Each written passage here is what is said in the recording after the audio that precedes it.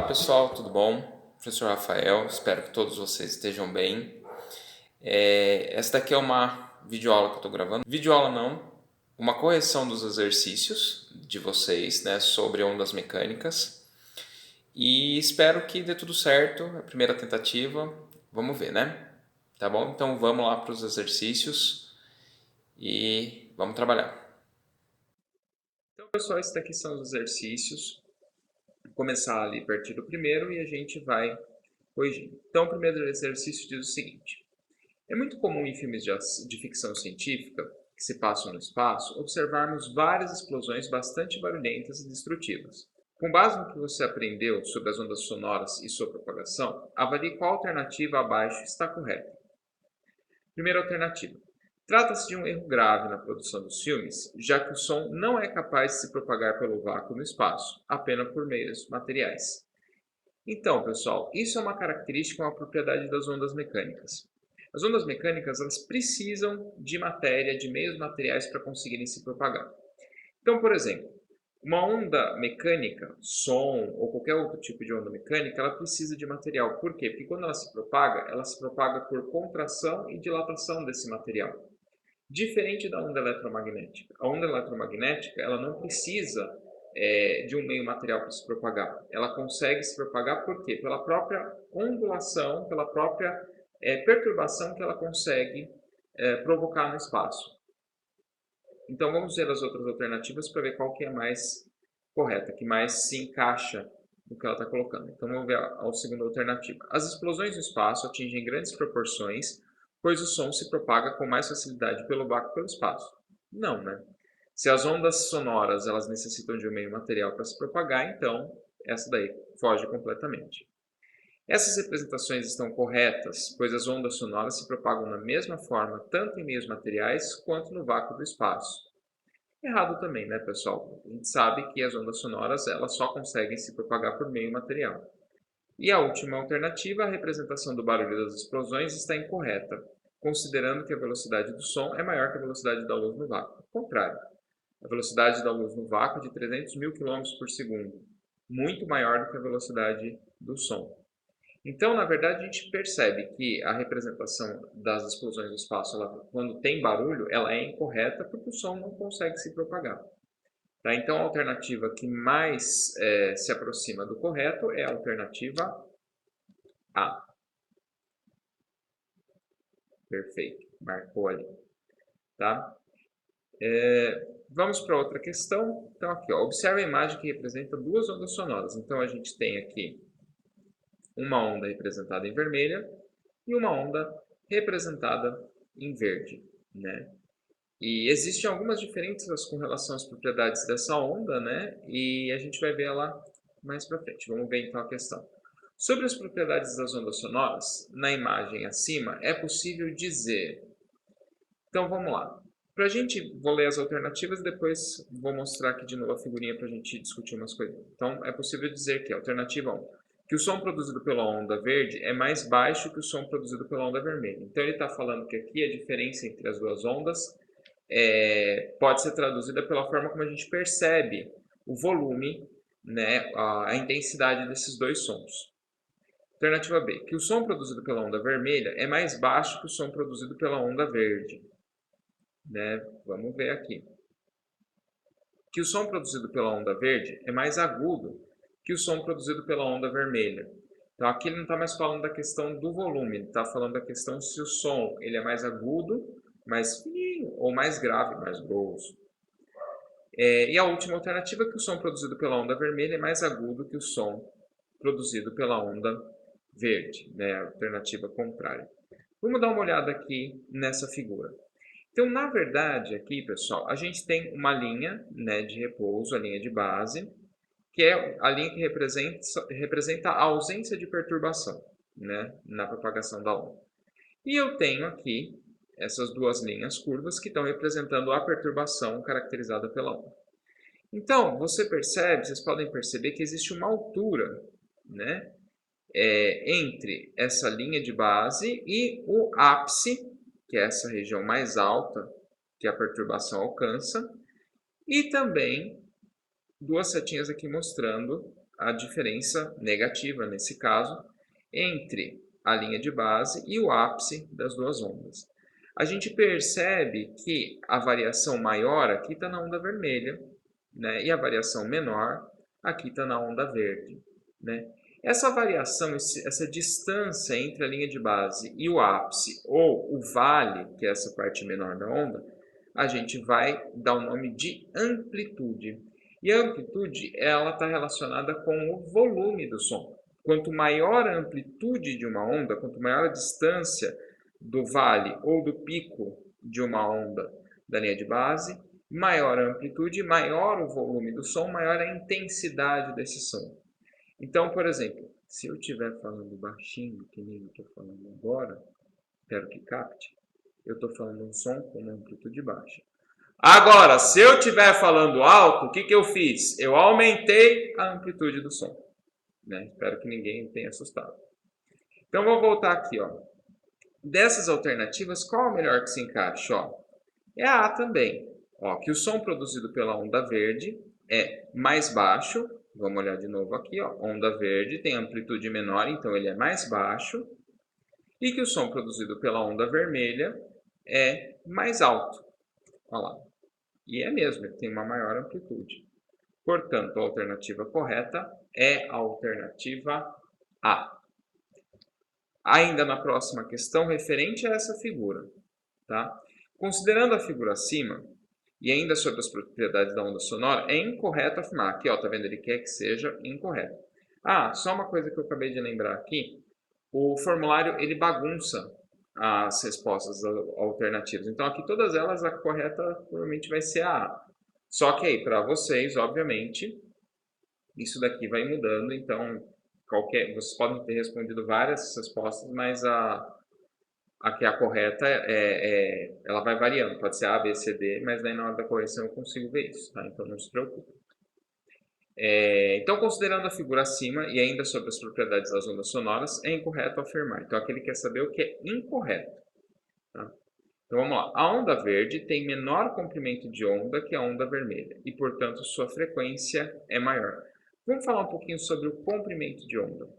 O comprimento de onda, pessoal, ele é a distância que cobre uma onda inteira, ou seja, é a distância entre as duas cristas de uma onda, tá vendo? Ó, entre uma crista e outra de uma onda, ou de um vale e outro, que aqui nessa imagem só dá para ver aqui as duas cristas. Então, este daqui é o comprimento de onda dessa onda. Normalmente, ondas que têm um comprimento de onda bem grande, eles acabam tendo uma frequência mais baixa. O que significa frequência? Frequência é o número de oscilações que essa onda tem, ou seja, crista, vale, crista, vale, crista, vale, por uma unidade de tempo.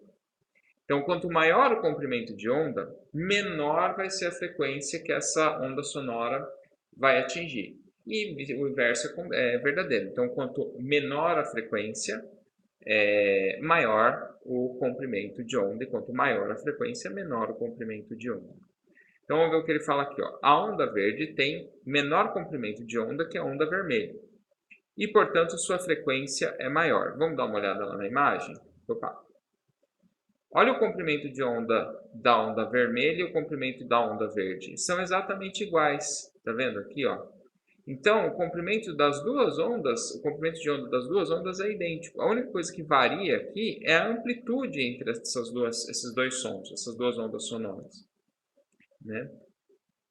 Então, essa daqui, ó, a onda verde tem menor comprimento, já está errado, já deu para mim, mas vamos ver as outras. As duas ondas têm o mesmo comprimento de onda? Tem o mesmo, ó. Só olha aqui, ó, a onda verde tem exatamente o mesmo comprimento de onda da onda vermelha. As ondas têm amplitudes diferentes e o mesmo comprimento de onda. É verdadeiro? É verdadeiro. Tem amplitudes diferentes, mas o mesmo comprimento de onda. Trata-se do mesmo som, percebido com volumes diferentes. É aquilo que a gente acabou de falar. Sim, é o mesmo som, só que um mais alto e outro mais baixo, menor intensidade. Então, a resposta certa aqui é a A. Outra questão. Essa aqui tinha uma continha de matemática bem simplesinha que dá para vocês fazerem. Então, ó, sabemos que a frequência de uma onda sonora pode ser representada pelo número de oscilações. O que é uma oscilação? Crista, vale, crista, vale, crista, vale. da onda em um intervalo de tempo. No caso de uma onda que possui 60 oscilações a cada minuto, poderíamos dizer que sua frequência é D. Aí tem aqui as alternativas. Vamos lá. Então, o que ele falou para mim? Ó? Que a frequência ela vai ser igual ao número de oscilações por uma unidade de tempo. No caso, a unidade de tempo que a gente usa aqui não vai ser minuto, vai ser segundo. Por quê? Por conta desta unidade que eu estou colocando aqui, que é o Hertz. O Hertz, ele vai aparecer aqui daqui a pouquinho. Ele é uma unidade que fala do número de oscilações por segundo.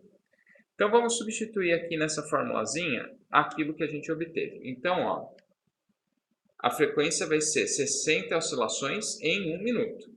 Tá? 1 minuto tem quantos segundos? Tem 60 segundos. Então, são 60 oscilações a cada 60 segundos. Então, 1 Hz é igual a uma oscilação por 1 segundo. Portanto, a frequência dessa onda vai ser 60 dividido por 60 é igual a 1. A frequência dela, portanto, é igual a 1 Hz. Certo?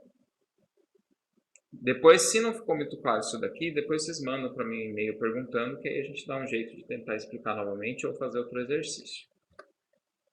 Então, aqui, essa outra imagem para fazer a outra questão.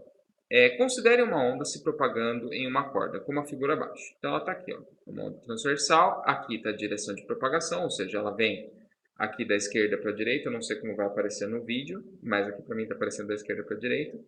E a direção da oscilação da vibração, ó, ela é vertical, para cima e para baixo, para cima e para baixo. Então, ele pergunta aqui, qual característica da onda está descrita em cada item abaixo? Então, a parte mais alta da onda. Vamos lá dar uma olhadinha. Ó. A parte mais alta da onda é a crista. Estão vendo aqui? Ó. Então, a crista é a parte mais alta da onda. Aí depois, a parte mais baixa da onda é essa partezinha aqui, ó, que ela vai mais para baixo aqui da linha de base. Então, é o vale. O que mais que ele pergunta aqui? Distância entre o ponto de equilíbrio a uma crista ou a um vale da onda. Ou seja, o que ele está perguntando aqui? Ele está perguntando a distância do ponto de equilíbrio, aqui da linha de base, até a parte mais alta ou até a parte mais baixa. Lembrando do outro exercício que a gente viu. Qual que é essa propriedade da onda aqui, ó, entre a linha de base e o vale, a linha de base e a crista? É a amplitude. Olha aqui ela aqui, ó. Tá vendo? Ó? Uma onda aqui, ó, a mesma frequência, tá vendo? Só que com amplitudes diferentes. Essa daqui, ó. Alta frequência e amplitude mais alta e amplitude mais baixa. Qual dessas três aqui vocês acham que é a onda que carrega mais energia? Quem respondeu que é essa segunda aqui, essa do meio, está correta, porque ela tem uma frequência alta e uma amplitude alta. Então, é um som de alta frequência e um som bastante alto. Tá? E a última aqui resposta, o número de oscilações em unidade de tempo, a gente acabou de ver que é a frequência. Olha aqui que interessante, ó, número de oscilações por unidade de tempo. Se a gente considerar, ó, daqui até aqui, a gente tem uma unidade de tempo, a frequência dessa onda seria 1, 2, 3 oscilações em 1 segundo.